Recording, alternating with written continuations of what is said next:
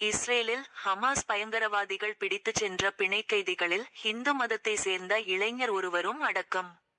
நேபாளத்தை சேர்ந்த அவர் விவசாய பயிற்சிக்காக சென்றபோது சிக்கிக்கொண்ட அவர் விரைவில் விடுதலை செய்யப்படுவார் என எதிர்பார்க்கப்படுகிறது.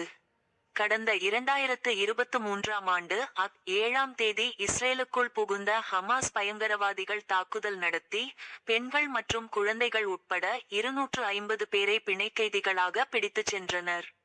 அதில் பல வெளிநாட்டினரும் அடக்கம். அவர்களில் நேபாளத்தை சேர்ந்த பிபின் ஜோஷி 23 என்ற இளைஞரும் ஒருவர் ஆவார். ஹமாஸ் பிடியில் இருந்த ஒரே ஹிந்து மத இளைஞர் ஆவார்.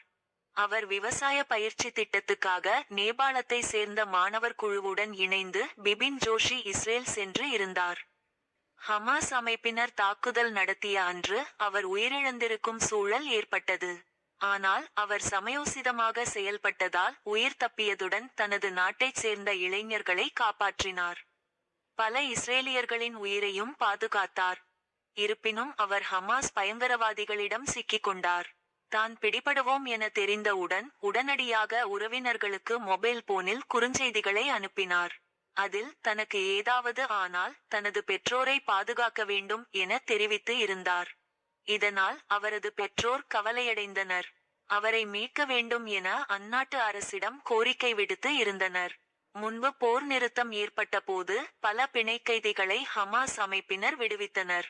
இன்னும் 47 பேர் பிணைக்கைதிகளாக உள்ளார். அவர்களில் பிபின் ஜோஷி இல்லை. அவர் குறித்த தகவல் ஏதும் வெளியாகவில்லை. இதனால் அவர் உயிரிழந்து இருக்கலாம் என்ற அச்சம் ஏற்பட்டது. இந்நிலையில் ட்ரம்பின் முயற்சி காரணமாக இஸ்ரேல் ஹமாஸ் அமைப்பினர் இடையே போர் நிறுத்தம் ஏற்பட்டுள்ளது. பிணைக்கைதிகளை விடுவிக்க ஹமாஸ் அமைப்பினர் ஒப்புக்கொண்டுள்ளனர். மேலும் காசாவில் இருந்து இஸ்ரேலிய ராணுவம் வாபஸ் பெறப்பட்டுள்ளது. அடுத்த 72 நேரத்துக்குள் பிணைக்கைதிகள் விடுதலையை ஹமாஸ் அமைப்பினர் உறுதி செய்ய வேண்டும் என்பது நிபந்தனையாக உள்ளது. இந்நிலையில் பிணைக்கைதிகள் குறித்த வீடியோ ஒன்றை ஹமாஸ் அமைப்பினர் வெளியிட்டு உள்ளனர். அதில் பிபின் ஜோஷியும் உள்ளார். அந்த வீடியோவை பார்த்த பெற்றோரும் மகனை உறுதி செய்துள்ளனர். அந்த வீடியோவில் அவர் பேசியதாவது: எனது பெயர் பிபின் ஜோஷி. நான் நேபாளத்தை சேர்ந்தவன். 23 வயதாகிறது. படித்து சம்பாதிக்கும் என்ற திட்டத்துக்காக இங்கு வந்தேன். நான் மாணவன் என கூறியுள்ளார். இதனையடுத்து பிபின் ஜோஷி விரைவில் விடுதலை செய்யப்படுவார் என அவரது குடும்பத்தினர் நம்பிக்கை தெரிவித்துள்ளனர்.